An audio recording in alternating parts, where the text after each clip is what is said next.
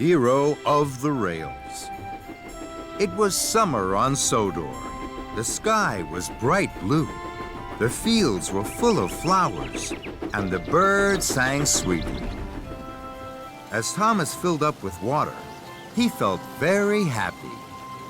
Suddenly, there was a whoosh and a wheesh and a clackety-clack as a streak of silver roared by on the track. Fizzling fireboxes! What was that?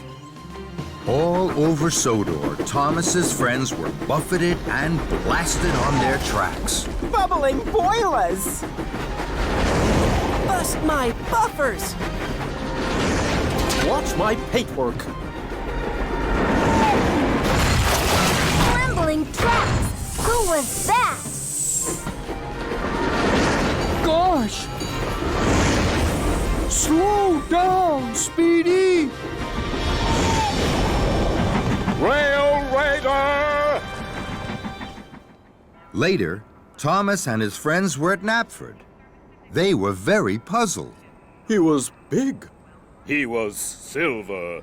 He was very, very fast. That must mean it's... Spencer! Hello, Sodor! What do you know? I'm here for the summer. Why?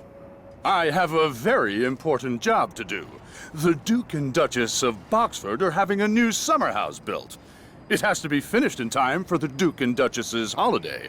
I'm very busy, no time to chat.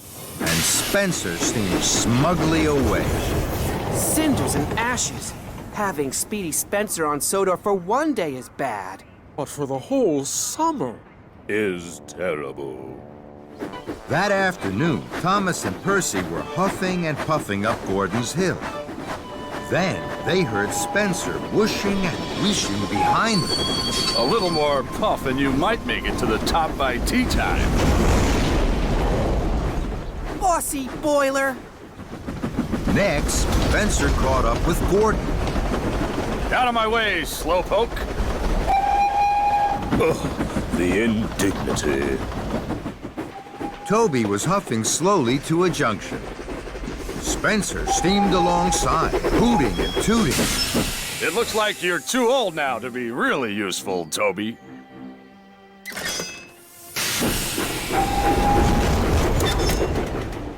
Toby gasped. He was upset.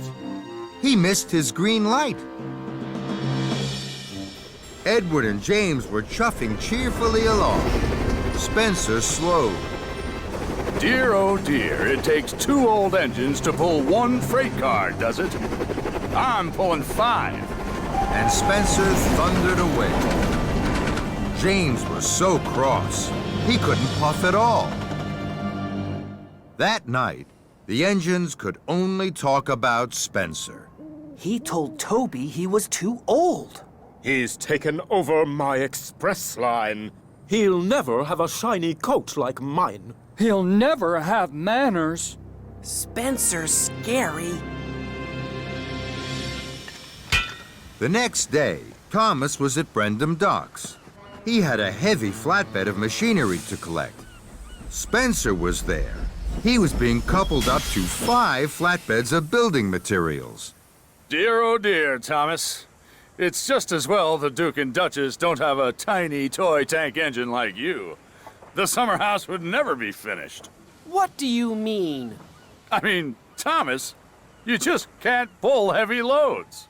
Thomas was upset, and so were the other engines. This time, Spencer had gone too far. Yes, I can. I can pull just as heavy loads as you. Yes, he can. Even heavier. Thomas is not a toy. He's a really useful engine. And he's very strong. The Sodor engines didn't scare Spencer. An idea had bubbled in his boiler. Very well, Thomas. Meet me tomorrow at dawn at the shunting yards. We will have a contest of strength. We will each pull a heavy load and we'll see who can pull it for longer and for further. Spencer slid slyly out of the docks. Suddenly, Thomas felt very worried. Bust my buffers. I can't do this. Spencer will win a contest of strength. The other engines saw that their friend was worried. You're the #1 engine on Sodor, and you'll show Spencer that Sodor engines are more special than he is. I know that because you're my best friend. Thomas looked at his best friend, Percy. Percy believed in him. I will meet Spencer at dawn, and I will win. Early the next morning, in the cold light of dawn, Thomas and his friends waited for Spencer. They could see a streak of silver engine puffing towards them. It was Spencer. Thomas felt worried. I can't do this, Percy. Yes, you can, Thomas. You always tell us we can do whatever we want to. So can you. The tracks were cleared for Spencer and Thomas, and both engines were coupled up to their heavy loads. Edward puffed forward. You will each take different tracks round the island. You may only stop for coal and water. Then Edward whistled long and hard. The contest had begun. Spencer and Thomas pumped their pistons. Thomas puffed off with a heave and a huff. I can do it. I'll puff for longer. I'll show Spencer I really am stronger. Spencer smiled as he slid away. I'll show Thomas who's strong and who's weak. He'll puff home with a squeak and a creak. The other engines watched and worried. Then they blew their whistles long and strong. Good luck, Thomas! Thomas and Spencer puffed round the island. They clickety-clacked along the tracks. They whooshed through woods, and they huffed up hills. Spencer steamed and smiled. He raced and he roared. Thomas puffed and huffed. He heaved and he hauled. Silly little engine. When will he learn? You can do whatever you want to, and I want to win! Thomas was huffing up a steep slope. He was puffing and panting, and his axles ached. At last, he reached the top. Hooray! I did it! Then there was trouble. There was a clang and a prang. Thomas gasped. Cinders and ashes! I've broken my brakes! Thomas's wheels started to whir and to wobble. He flew faster and faster down the hill. Oh no! Oh, help! Thomas raced down one hill and rattled up the next. Help! I can't stop! Thomas's heavy freight cars pushed him on and on, through a junction where Spencer was waiting, Blistering boilers! and into some potato cars. Potatoes bounced everywhere, but Thomas sped on into a flatbed of jelly barrels. Sticky jelly flew in the air and landed all over Thomas. But still he went on and found himself rolling along an old rickety track. Ahead, Thomas could see a thick wall of bushes. Fenders and funnels, how can I stop? With a scrunch and a crunch, Thomas crashed into the bushes and came to a stop. Flaming fireboxes! That was scary! Thomas looked around. After the racing and rattling, it was very quiet. Spencer will be back at the shunting yards now. He'll be puffing with pride because he won the contest. And my best friend Percy will be wondering where I am. I don't know where I am. Everything was very quiet. Thomas didn't know what to do. Then he heard a voice. Hello? Thomas looked around. There was no one there. He waited, hardly daring to puff. Hello? Thomas looked around again. He couldn't see anyone. The voice seems to be coming from the bushes. Very slowly, Thomas chuffed forward into the bushes. The branches crackled and crunched. Then Thomas gasped. His eyes popped wide with wonder. There, on the other side of the bushes, was a very old engine. It was broken and rusty. Thomas felt scared. He didn't dare speak. Then The old engine smiled at him.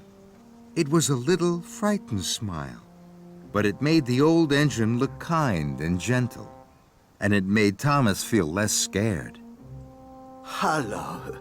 Too bad your brakes failed. Doesn't that always happen when you're on a hill? The old engine smiled again. Thomas wanted to smile too, but he was scared. He didn't know whether to speak, toot for help, or race backwards as fast as he could chuff. But Thomas didn't move. He couldn't take his eyes off this extraordinary engine. Hello, my name is Thomas. My name is Hiro. Thomas wasn't sure what to say next. He'd never met an engine as old and strange as Hiro. Why are you here? Where have you been? That's a very long story. Do you like stories, Thomas? Yes, the little engines in the hills tell me stories all the time. Then, I hope you will like mine. I came here a long, long time ago from another island. I was one of the first steam engines to arrive on Sodor. Thomas was amazed. Where is your island? My island is a long, long way away. There are mountains and snow and sea. There are lots of railways. I was the strongest engine at home. I was called Master of the Railway. How did you get to Sodor? I came in a very big ship. The journey lasted many days and we sailed many seas. When I arrived at the docks, it didn't look at all like home. What was Sodor like then? It was very quiet. I was the only engine on Sodor. They called me Master of the Railway here too. I was very happy. What happened? I started to break down. The mechanics didn't have parts for me. So I was put in a siding. I had to wait for parts for my island. I waited and waited. And now I'm sure the parts will never come. Thomas's eyes were wide with wonder. Do you miss your home? Yes, I do. I miss being master of the railway. Thomas looked at his sad new friend. He felt sorry for Hiro. I know. I'll go and get Sir Topham Hatt. Sir Topham Hatt runs our railway now. He will know how to help you. No, no, please don't do that. You must not tell Sir Topham Hatt. Thomas was surprised. Why? I'm an old engine that cannot be repaired. I know what happens to old engines that cannot be really useful. They are scrapped and sent to the smelter's yard. That's not fair. That's not right. That can't happen to you. But Thomas could see that his new friend, who was once master of the railway, was now old, alone and scared. So Thomas made a decision. I will look after you, Hiro. I won't tell Sir Topham Hatt until you are fixed. You are safe with me. I'm sure I can find the parts to fix you. I promise I will make you a really useful engine once more.